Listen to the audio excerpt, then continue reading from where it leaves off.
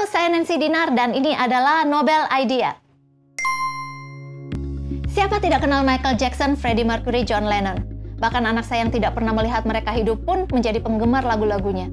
Karya orang gifted selalu melintasi generasi. Lagu-lagu mereka sangat menyentuh kalbu, membuat kita ikut menyanyi, menari, menangis dengan liriknya, terbawa bersama dengan emosi yang mereka ciptakan. Apakah itu lagu tentang cinta, perdamaian dunia, atau kisah kehidupan seorang tikus? Semuanya bisa membawa orang hanyut dalam emosi. Lagu mereka mengubah diri seseorang, mengubah budaya, bangsa, dan mengubah dunia. Tapi tahukah Anda bahwa untuk merasakan emosi yang dalam tidak akan dialami oleh semua orang? Seorang gifted memiliki intensitas dalam hal sosial emosional yang disebut overexcitability atau supersensitivity, istilah yang diciptakan oleh Kazimierz Dabrowski. Perasaan yang membawa seorang gifted menciptakan karya menakjubkan adalah perasaan yang sama yang membawa mereka pada jurang depresi dan ketidakberdayaan. Mari kita pahami apa yang dirasakan seorang gifted. Pertama, rasa sakit. Semua orang merasakan sakit. Kita merasakan sakit secara fisik maupun emosi. Secara fisik dapat dirasakan oleh sensori kita. Secara perasaan diterjemahkan oleh emosi kita. Karena super sensitif, maka sakit yang biasa dirasakan oleh orang lain bagi orang gifted jauh lebih kuat, pekat, dan hebat. Rasa sakit ini bisa menimbulkan empati yang luar biasa dalam hati mereka. Mereka tidak tahan melihat orang susah, orang yang galau, atau jika dunia akan punah. Masalah tetangga, masalah negara, masalah dunia menjadi masalah mereka juga. Hidup dengan sensitivitas tinggi seperti ini bisa enak, bisa juga tidak enak. Bayangkan jika Anda harus mengalami rasa duka setiap hari. Orang gifted juga merasakan senang atau bahagia secara dalam. Baginya cahaya matahari bagaikan kilauan emas murni. Rintik hujan bak berlian bertaburan dari angkasa. Memandang langit biru bak menikmati keindahan batu safir yang tak berujung. Bunga berwarna-warni di taman seperti taburan ruby, emerald, opal, amethyst. Sukacita meluap-luap, penghargaan pada hal-hal yang kecil membuat orang gifted seringkali dimanfaatkan oleh orang lain. Selanjutnya, yang kedua, intuisi. Buku, lagu, film, tari, lukisan adalah hasil dari imajinasi. Bagi orang gifted, imajinasi mereka yang luar biasa bisa menghasilkan karya yang luar biasa pula. Pekatnya imajinasi mereka sehingga kadangkala imajinasi tersebut menjadi lebih nyata dari dunia nyata.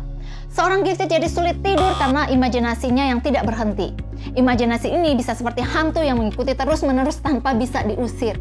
Imajinasi, emosi, dan sensori yang kuat bisa menciptakan intuisi yang luar biasa, membuat seorang gifted mengalami dimensi dunia yang berbeda, dunia yang tidak dipahami oleh orang sekitarnya. Seringkali ini membuat orang gifted kesepian, merasa tidak dimengerti, atau merasa takut karena mengetahui sesuatu yang tidak diketahui oleh orang banyak. Mereka dengan jelas dapat melihat konsekuensi dari apa yang sedang terjadi, meramal masa depan, dan melihat dunia lain. Yang ketiga, energi. Seorang gifted memiliki energi yang tidak habis-habisnya, merupakan kebutuhan bagi mereka untuk terus bergerak, berbicara, dan melakukan sesuatu. Mereka tidak bisa diam sehingga sering dianggap tidak sopan dan tidak kompromi. Energi yang berlimpah-limpah ini bahkan membuat seorang gifted mengabaikan istirahat dan tidur. Seringkali mereka disalahpahami sebagai penderita ADHD atau bipolar. Yang terakhir, rasa ingin tahu. Dengan rasa ingin tahu yang luar biasa membuat orang gifted selalu ingin belajar. Jika kebanyakan orang belajar untuk mendapatkan gelar atau menambahkan skill yang berhubungan dengan karir, orang gifted belajar untuk memenuhi rasa ingin tahu mereka yang dalam. Jika orang lain membutuhkan 4 tahun untuk mencapai sarjana, seorang gifted tidak betah belajar selama itu. Ia belajar lebih cepat, dalam, dan jauh dari orang lain. Setelah rasa ingin tahunya terpenuhi, minatnya berganti. Seringkali mereka tidak menyelesaikan sekolah bukan karena mereka tidak pandai atau malas belajar, melainkan mereka telah tahu dan minat berubah. Gelar dan kedudukan bukan tujuan utama bagi orang gifted, sehingga jangan kaget jika mereka tidak mencapai apa-apa. Mereka sering disalah mengerti sebagai orang yang tidak stabil dan tidak konsisten.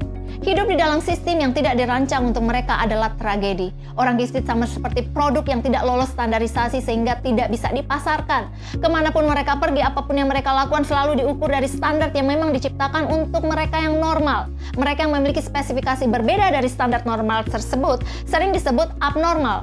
Apakah orang gifted adalah abnormal? Apa sebenarnya yang dimaksud dengan normal sehingga ada yang tidak normal? Norma, rata-rata, median adalah istilah yang diciptakan pada bidang ilmu statistik untuk mengukur tingkat diskrepansi suatu populasi. Semakin tinggi diskrepansi dari titik tengah, maka semakin tidak normal.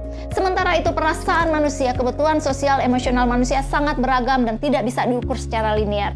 Menjadi seorang gifted sama seperti seorang yang memiliki tinggi badan 2 meter yang diukur ketinggiannya dengan meteran sepanjang 1,5 meter. Kelebihan tingginya bukan dirayakan, melainkan tidak diakui atau dianggap tidak ada. Itu sebabnya perasaan orang gifted yang intens sering disalah mengerti sebagai gangguan personality atau kejiwaan, bipolar, borderline, neurotik, atau bahkan psikotik.